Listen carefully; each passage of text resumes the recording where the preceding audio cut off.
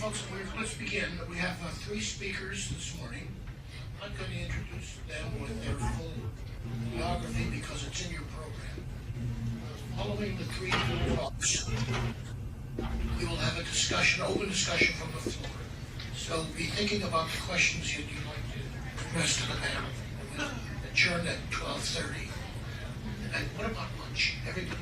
Yeah, lunch starts at then. Then we'll have lunch. Our first speaker, Dr. Alexandra Nolen. Congresswoman Lee trained you well on clapping. Good morning. Welcome to all of you. I think there's a on the line. And no, I am not the famed architect wife of Sir Michael, although her name is Lexi also. But I did have the pleasure of working on the WHO Commission on Social Determinants of Health. Just to reinforce the idea, as important as that work was, it owes a tremendous debt of gratitude to the prior work of Dr. Simon and many of his colleagues. And I be remiss in recognize how important it is to this field in setting some of the early research, drawing attention to these issues is. And I will say that I do agree with him that the amount of discussion on issues of social determinants of health, even though we have recognized inequity and social determinants' role in creating inequities in health and society for over 100 years, hundreds of years, depending on the research you look at, it is somewhat inspirational to see the direction of conversations as they are emerging recently. I believe that issues of inequity and either implicit or explicit recognition of the contribution of social determinants of health are now a focus of most of the social sector organizations at the international level and are quickly filtering in at the national level in many, many countries. Sir Michael challenged us to put fairness at the center of policy.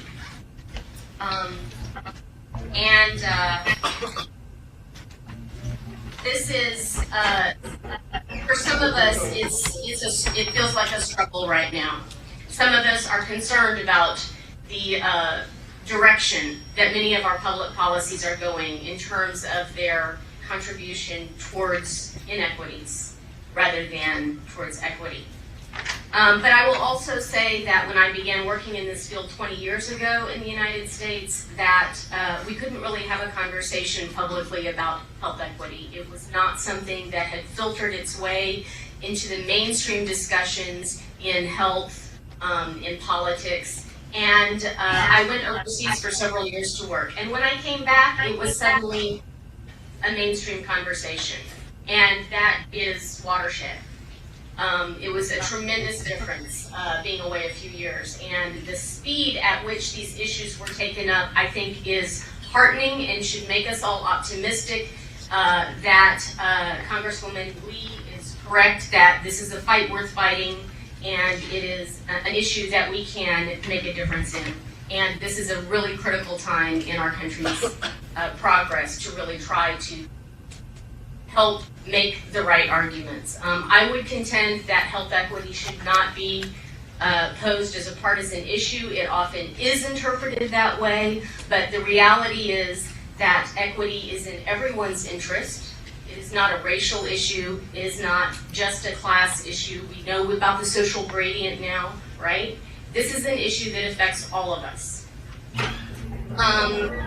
There is also a temptation to sometimes just crunch the numbers among scientists, and this is something that I want to talk about a little bit today,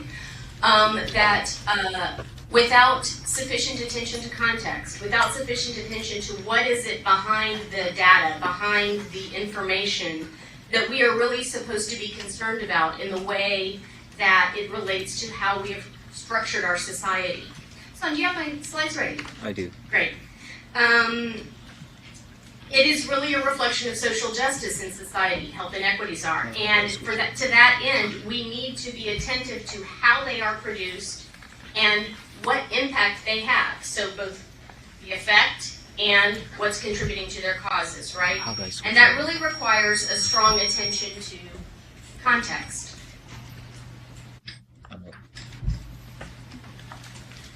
So we have two tasks that I would pose, that I would like to say are perhaps themes of this workshop for the week, and that you might usefully think about throughout the week's presentations.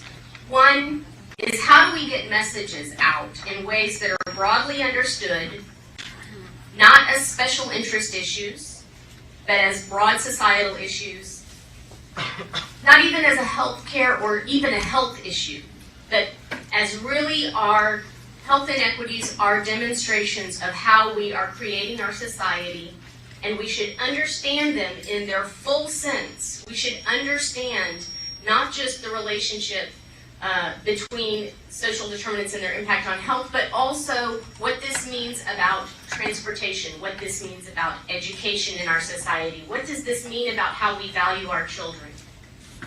What does it mean about how we honor and protect women's health? These are health issues at their core, right?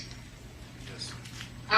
So we need to think about how we message these issues. And I have a friend who, I won't mention his name, that he works in Washington, and he constantly is reminding me of the need to be careful about language, and he's very strident, and he says, you have to use the language of injustice, and you have to use the language of inequity. And in many contexts, I think he's absolutely right. I also happen to be from Texas, and I know the challenge of needing to adjust your language in different ways for different kinds of audiences without losing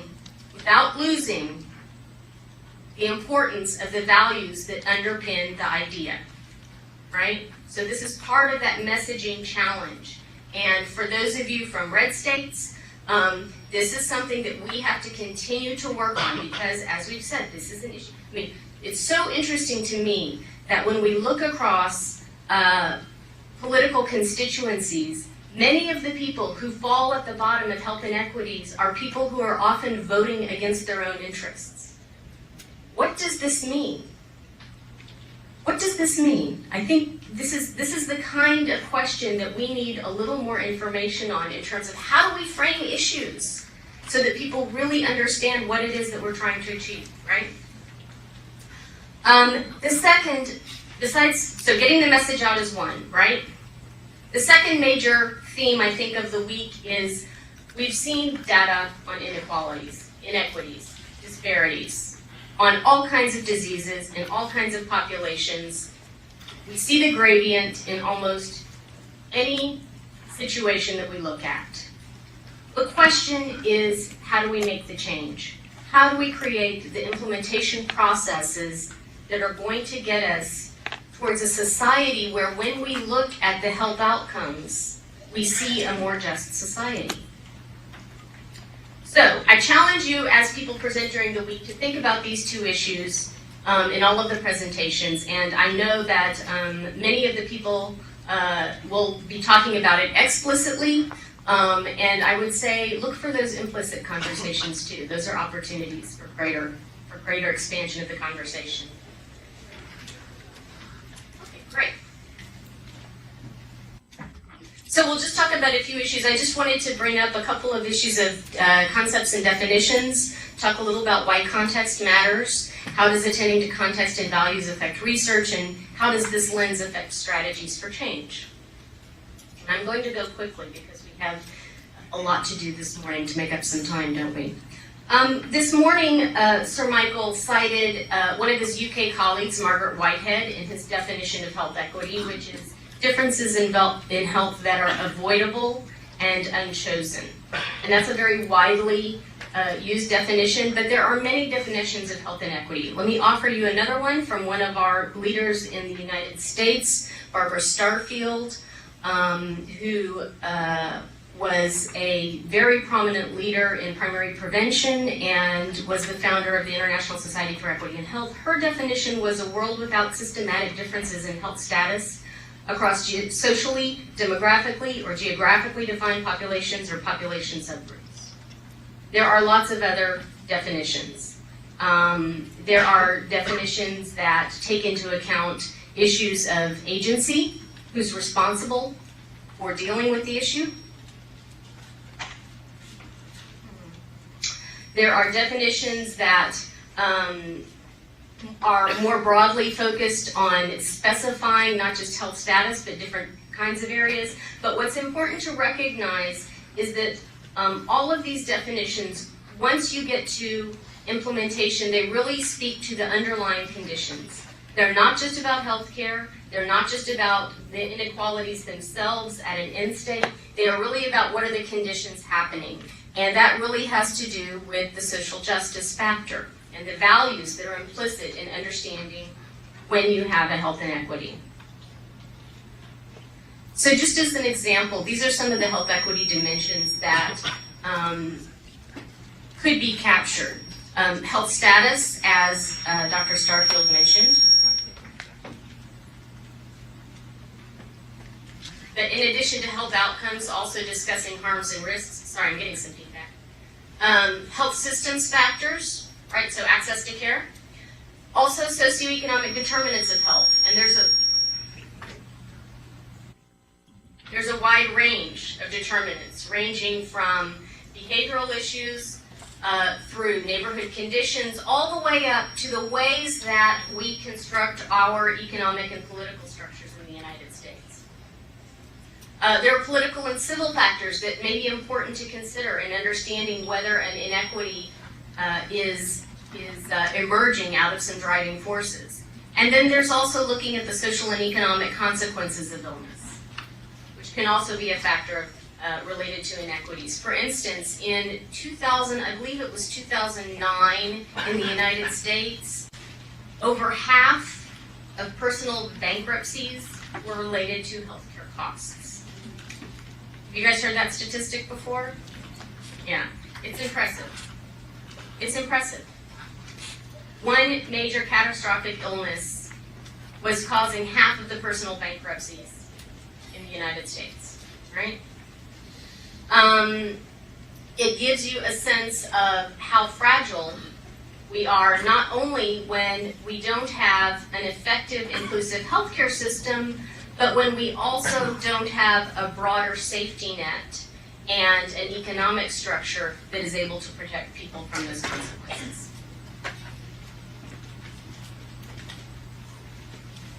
So what I would contend is that a technocratic approach to addressing inequalities in health that is not based on a social justice foundation likely will not improve health equity in substantial or sustainable ways. Context matters, values matters, both to research methods and to interventions. And research should use data, context, and values iteratively, meaning in a constant feedback process where they are speaking to each other, to be most effective in actually addressing inequities, to making the change that we have to see to be able to say that we're making progress.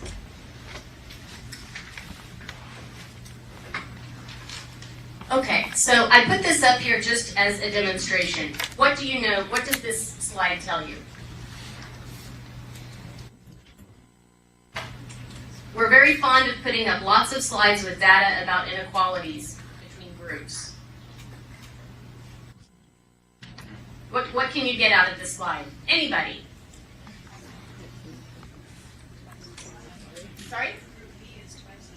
Group B is twice as high. And? We need the context, don't we?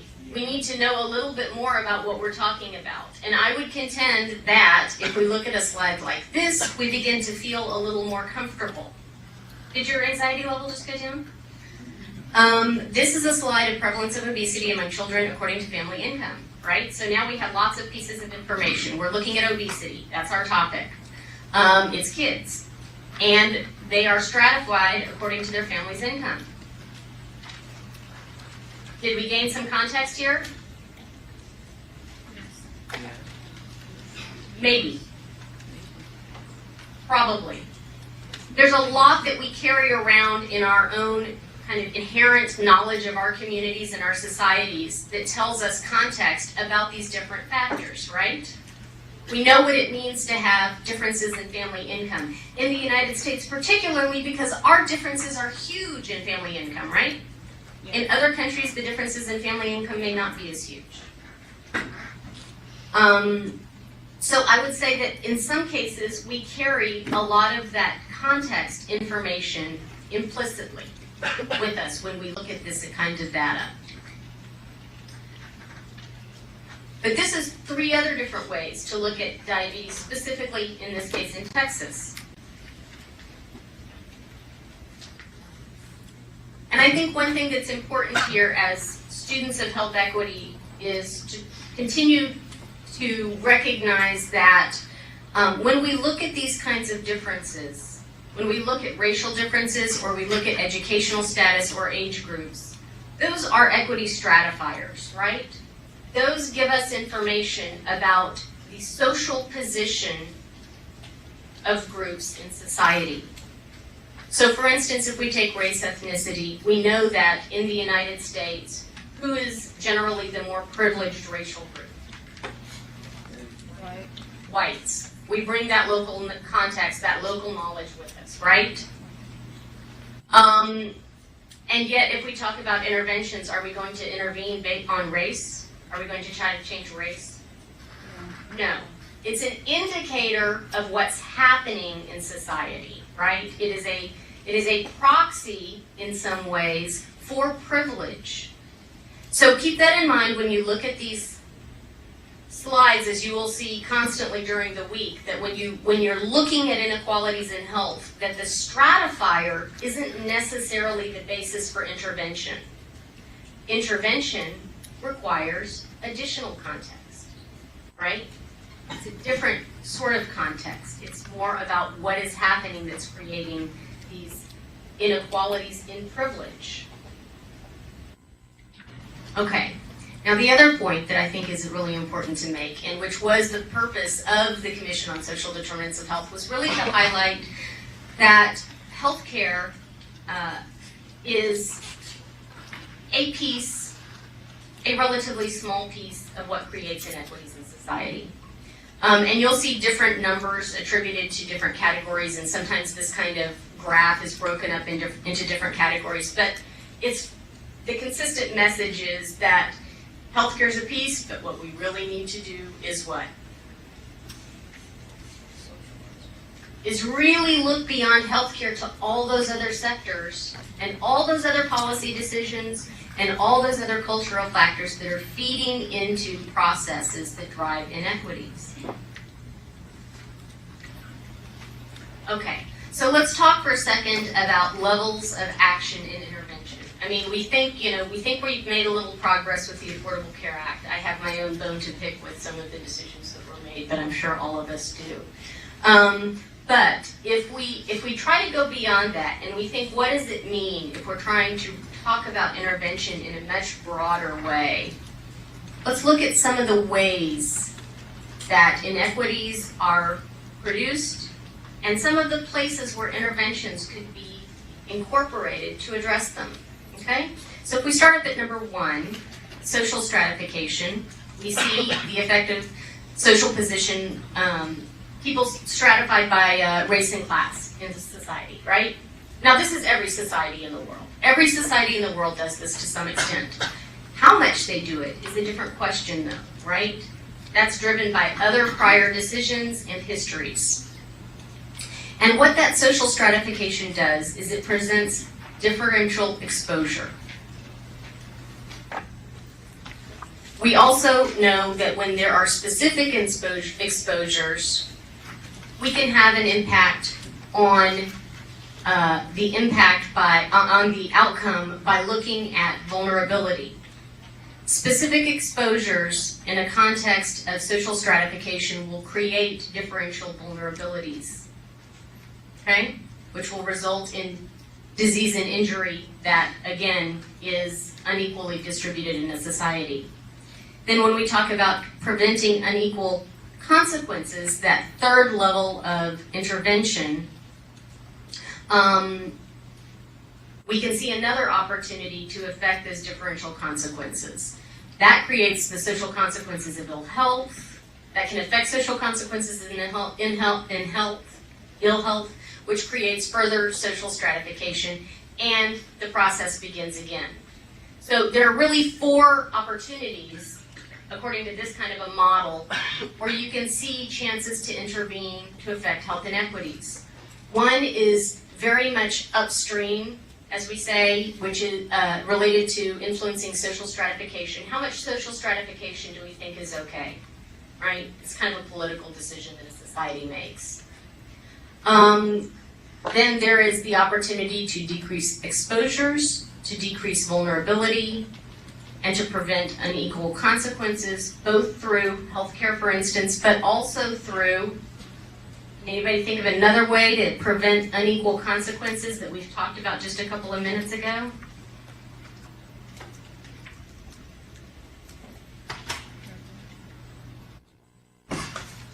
Half of American bankruptcies, personal bankruptcies, are created by health problems within families. That's another opportunity, right? If we had a program that tried to address that kind of unequal impact on families due to ill health, economic impact, not just the health impact, the economic impact, that would be another opportunity to intervene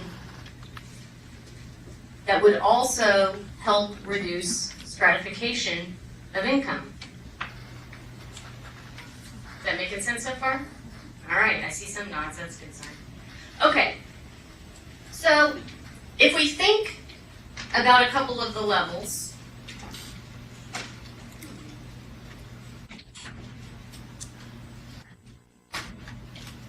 interesting.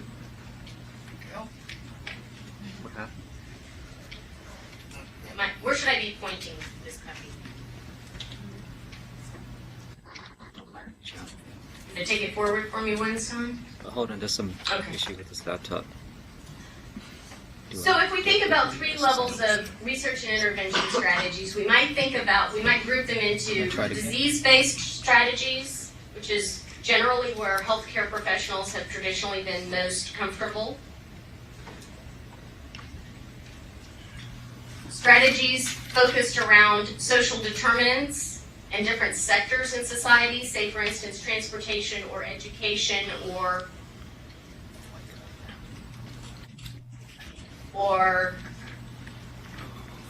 any ideas? Transportation, education, housing, land use. Thank you.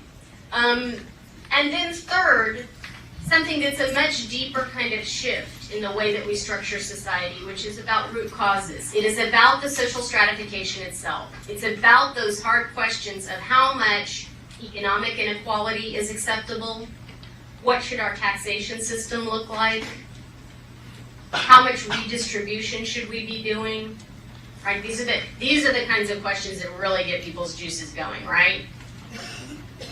These are the most difficult kinds of interventions, and that we need to make much more progress in figuring out how to effectively message the issue that this is everybody's interest. It's everybody's interest.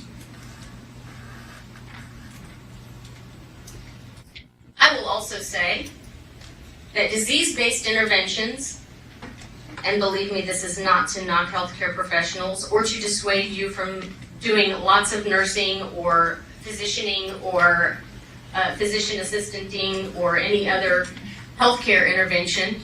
But disease-based approaches in terms of affecting health inequities in a sustainable way over the long term, preventing the harms that occur when a disease occurs or an injury occurs, can be least efficient, may not be very effective. Research often has the problem that it can be redundant. There's a tremendous amount of research out there, and it often ignores multiple causal factors in intervention approaches. We really need to understand and strengthen our understanding of when and why such research is useful. We need to be much more precise about how we understand the value of health care interventions. I will also say that I think that there are a lot of quiet reasons why we tend to focus on disease-based interventions that have to do with the economic interests in the way that our healthcare system is structured in the United States. that's a topic for another day, so we'll go with it. These were some observations made by Paula Braveman, who actually was one of the architects of, the U.S. had its own national commission. Do you remember when Sir Michael mentioned that Brazil had developed its own commission on social determinants? Do you guys know that the U.S. had its own commission?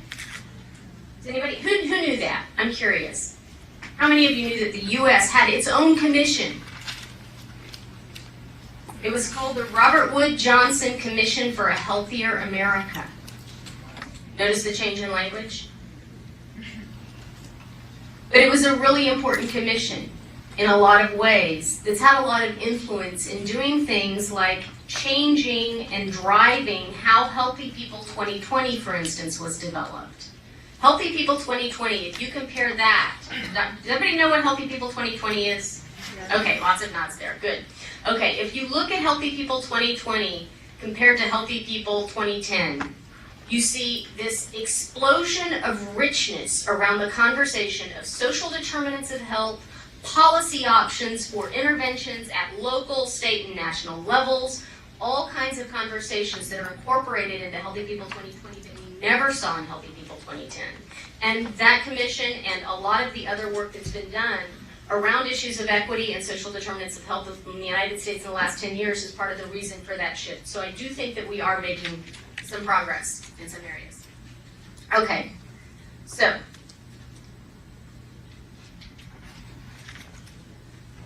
if we're not supposed to study disease-based interventions, what are we supposed to be studying? Well, Paula Braveman says that we should be doing a lot more work on human rights approaches that push the focus onto root causes of social advantage and disadvantage rather than behaviors.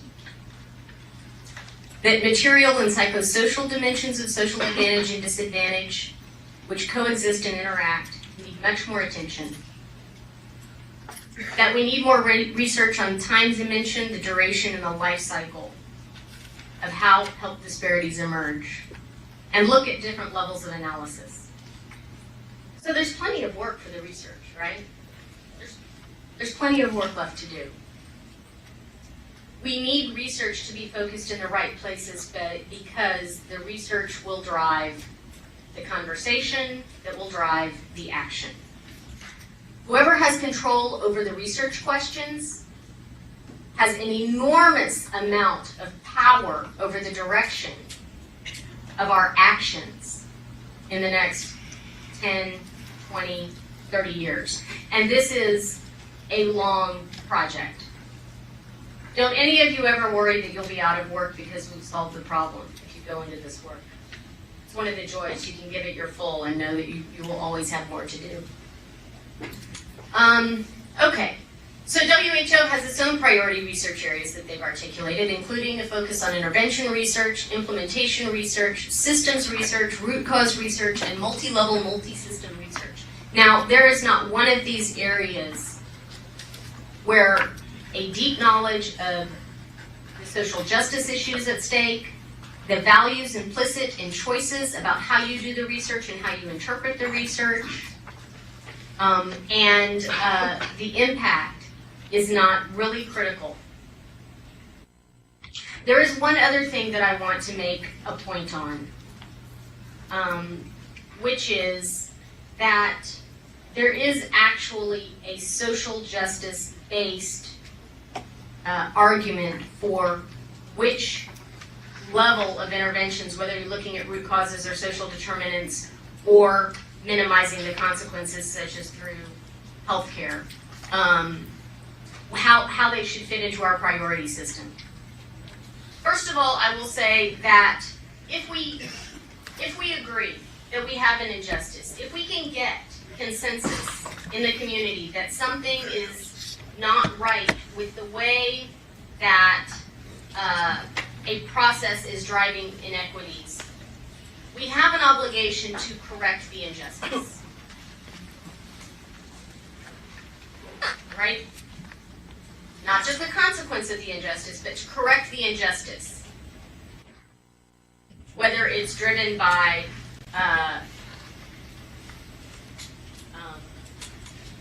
racism, or classism. First of all, we have a responsibility to correct the injustice. Second, we have a responsibility to reduce the harm that it causes. And third, we have a responsibility to minimize the consequence. I would argue that we should look at the interventions in those priority orders. If we can't correct the injustice, that is our first obligation. If we can't get consensus, then we should directly reduce the harm when we see an inequity. And when we can't do that, we should minimize the consequence. Okay. I would just like to conclude by saying, you can give this workshop 100 times in every city in the United States every single year and not reach everybody that we need to reach with the central core work of this workshop, which is to really help people understand how inequities are tied throughout society to every decision that we make as a community at every level. We need to be giving these kinds of workshops to educators, to land use planners, to city planners, to master neighborhood developers. Where do we see the most poverty happening in the United States right now? Suburbs. Very few people are paying attention to how suburbs are created. They need to be brought into this conversation. We need to have incentives structured for them to be addressing the kinds of issues that affect people at the neighborhood level. Bankers, architects, restaurants, childcare providers. Every single one of these groups could benefit from the kind of discussions that we will be having in this workshop this week. And I hope you enjoyed it as much as I